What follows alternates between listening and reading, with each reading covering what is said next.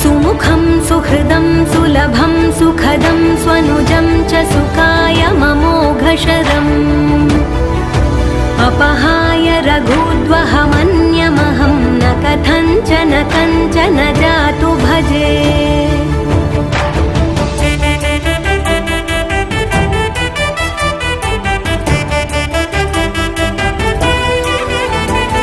विना वेङ्कटेशं ननाथो ननाथः सदा वेङ्कटेशं स्मरामि स्मरामि। हरे वेङ्कटेश प्रसीद प्रसीद प्रिय।